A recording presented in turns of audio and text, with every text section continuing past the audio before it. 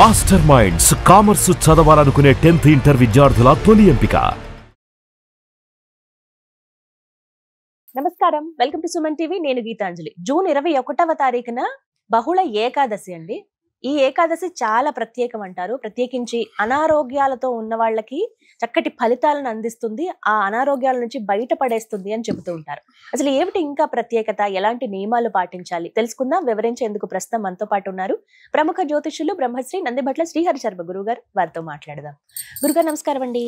వాగర్థావివ సంపృక్తౌ వాగర్థ ప్రతిపత్తయే జగతః పితరౌ వందే పార్వతీ పరమేశ్వరౌ.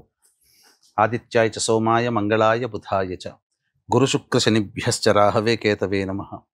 శృంగేరి జగద్గురు పీఠాధిపతులకి, కంచి పీఠాధిపతులకి నమస్కారములు తెలియజేసుకుంటూ కార్యక్రమాన్ని ప్రారంభిద్దాం. ప్రతి మాసంలో వచ్చే 2 ఏకాదశులు చాలా ప్రత్యేకంగా చెబుతూ ఉంటాం. అయితే ఈ జ్యేష్ఠ మాసంలో వచ్చే ఈ బహుళ ఏకాదశి విశిష్టత తెలియచేయండి గురుగారు. ముందుగా మనకు ఈ ఏకాదశుల గురించి బహుళ ప్రాచుర్యంలోకి వచ్చింది మాత్రం ఈ యుధిష్ఠిర కృష్ణ సంవాదం.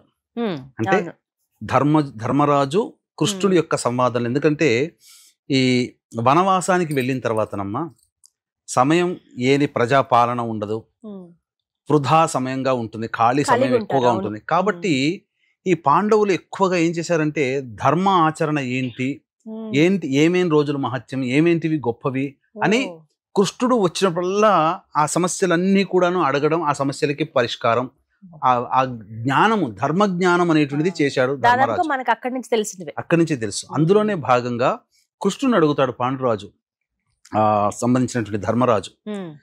ఏంటంటే ఈ అనేక ఏకాదశులు ఉన్నాయి కృష్ణ, కాబట్టి ఆరోగ్యవంతులుగా ఉండాలి అంటే ఏ ఏకాదశి రోజున పూజించాలి అని చెప్పి అడుగుతాడు.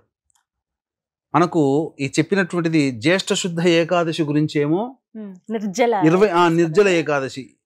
ఏ ఏకాదశి చేయకపోయినా అన్ని ఏకాదశులు చేసినటువంటి పుణ్య ఫలితం ఏ ఏకాదశి రోజున చేస్తే వస్తుందని అడిగాడు. మరి వెంబడే ఏ ఏకాదశి యొక్క వ్రతాన్ని ఆచరిస్తే అనారోగ్య సమస్యలు రూపుమాపబడతాయనంటే అప్పుడు చెబుతాడు కృష్ణుడు, జ్యేష్ఠ బహుళ ఏకాదశి యోగిన్యేకాదశి అని అంటారు. ఆ ఏకాదశిని ఆచరించమని చెప్పారు. ఇది సాక్షాత్తు మనకు శివపురాణంలో కూడా కనబడుతుంది. అంటే అలకాపురికి రాజు కుబేరుడు, అందరికీ తెలిసిందే, ధనానికి అధిపతి కుబేరుడు.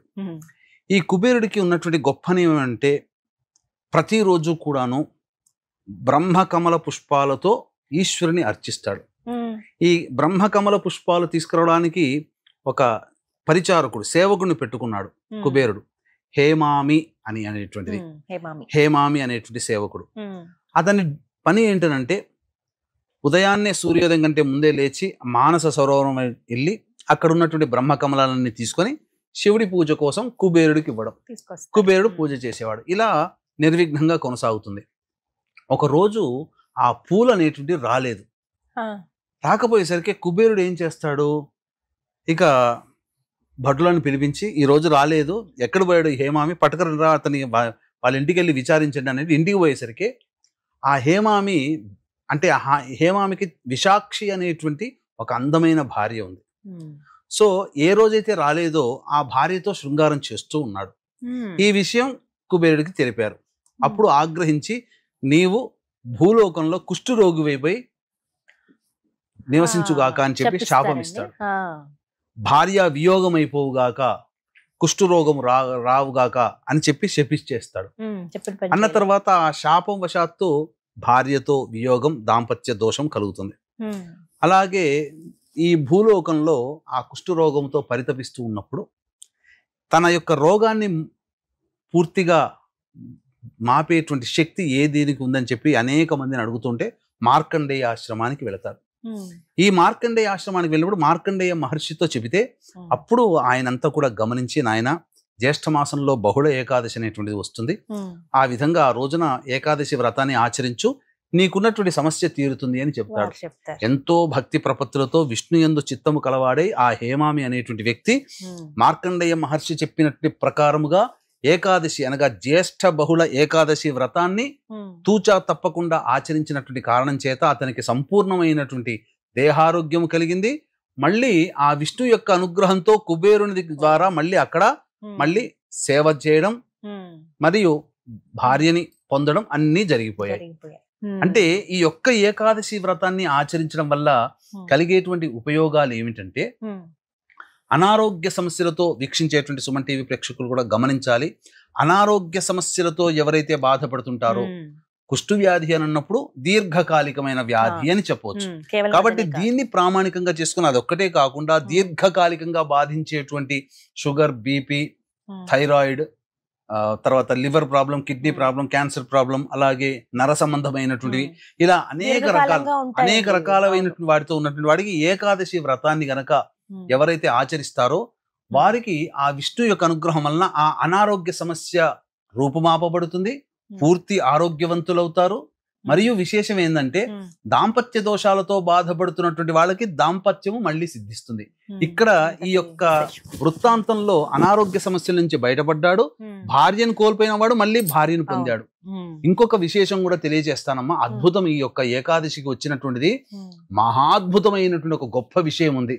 వీక్షించేటువంటి ప్రేక్షకులు కూడా గమనించాల్సిన అంశం ఏంటంటే, ఈ యొక్క మహత్తరమైనటువంటి యోగిని ఏకాదశి రోజున పుణ్యదినాన్ని పురస్కరించుకొని మీ జాతకరీత్యా కలుగు విద్య, వివాహ, ఉద్యోగ, దాంపత్య, అనారోగ్య సమస్యల నివారణకి, అలాగే మేష, మిథున, కర్కాటక, సింహ, కన్య, వృశ్చిక, ధనస్సు, కుంభ, మీన రాశుల్లో జన్మించినటువంటి వారికి శనిదోష పరిహారార్థమై సర్వదోష నివారణ పూజలు, హోమాలు అనేటువంటివి మీ గోత్ర నామాదులతో జరిపించి శక్తిపాతము చేయబడినటువంటి శంకరంగలి మాలని ఇవ్వడం జరుగుతుంది.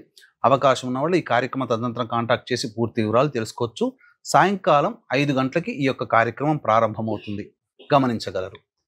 ఇక దీనికి ఉన్నటువంటి గొప్ప మహత్యం అని చెప్పాను కదమ్మా. ఈ యొక్క ఏకాదశికి ప్రధానంగా చెప్పబడింది అనారోగ్యం నుంచి బయటపడేటువంటి ఏకాదశి అని చెప్పి. మరి ఈ రోజు ఉన్నటువంటి నక్షత్రం ఏంటంటే అశ్విని నక్షత్రం.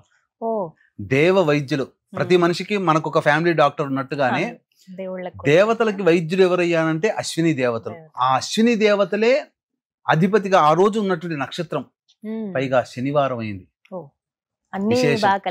శనివారం అంటే నవగ్రహాల్లో ఆయుఃకారకుడు, శనివారం కలిసి వచ్చింది. ఆ రోజు యోగిని ఏకాదశి అయింది, ఆ రోజు అశ్విని నక్షత్రం ఉంది. ఇంతకన్నా ఇంకేం కావాలమ్మా? 3 రకాలుగా కలిసి వచ్చినటువంటి సంపూర్ణమైనటువంటి మహత్తరమైన రోజున వీక్షించేటువంటి ప్రేక్షకులు ఎవ్వరు కూడా ఇటువంటి అవకాశాన్ని వదలకండి. పూర్తిగా నియమాలు ఎలా ఉంటాయి? నియమాలు, భోజనం చేయాల్సినటువంటి అవసరం, భోజనం చేయకూడదమ్మా. అలా అని చెప్పి కటిక ఉపవాసము కూడా ఉండకూడదు. ఎందుకంటే ఇప్పుడు దీర్ఘకాలికంగా అనారోగ్యాలు ఉన్నవాళ్ళు పాలు, పండ్లు తీసుకోవచ్చమ్మా. పాలు, పండ్లు తీసుకోవాలి కాబట్టి సదా విష్ణు నామస్మరణ చేస్తూ ఉండాలి. నారాయణాయ నారాయణాయ నారాయణాయ అనుకుంటూ ఉండాలి. మామూలుగా ఆరోగ్యంగా ఉన్న వాళ్ళైతే అనారోగ్యంగా ఉన్నటువంటి వాళ్ళకి చక్కగా ఆరోగ్యం చెందాలనే ఉద్దేశంతో ఎవరైనా ఆచరించవచ్చు. వాళ్ళ తరపు పొద్దునే లేచి కాలకృత్యాదులన్నీ తీర్చుకొని చక్కగా ఇంట్లో ఆవునేతితో దీపారాధన చేసి తులసి చెట్టు దగ్గర కూర్చొని విష్ణు సహస్రనామ పారాయణం చేసి ఆ రోజున విష్ణు దేవాలయానికి వెళ్ళి సందర్శనం చేసుకొని ఆ రోజంతా కూడా విష్ణునామ స్మరణ చేసుకుంటూ మళ్ళీ ప్రదోషకాల సమయంలో మళ్ళీ దీపారాధన చేసి మళ్ళీ విష్ణు సహస్రనామ పారాయణం ఆ రోజంతా ఉండి తెల్లవారి ద్వాదశి తిథి వస్తుంది. ఆదివారం అయింది ఆ రోజున. ఆ ద్వాదశి తిథి రోజున చక్కగా ఆ రోజున మళ్ళీ విష్ణు సహస్రనామ పారాయణం తులసి చెట్టు దగ్గర చేసి అప్పుడు ఎవరైనా అతిథి అభ్యాగతులకు ఎవరికైనా అన్నదానం చేసి, లేదా బ్రాహ్మణుడికైనా ఇంకెవరికైనా కానీ అన్నదానం చేసి అప్పుడు కుటుంబ సభ్యులు కనుక భుజించి ఉన్నట్టయితే ఆ ఏకాదశి వ్రతాన్ని ఆచరించిన ఫలితం కారణం చేత తప్పకుండా అనారోగ్యం నుంచి బయటపడతారు. అంటే ఇదేదో సినిమాల్లో ఇలా చెప్పి ఇలా చేయబెట్టి ఇలా అన్నట్టు కాదు. ఏం జరుగుతుందంటే ఒక మంచి వైద్యుడు మనకు లభిస్తాడు మన అనారోగ్య సమస్య నుంచి బయటపడడానికి, లేదా ఒక మంచి మందు మనకు లభిస్తుంది.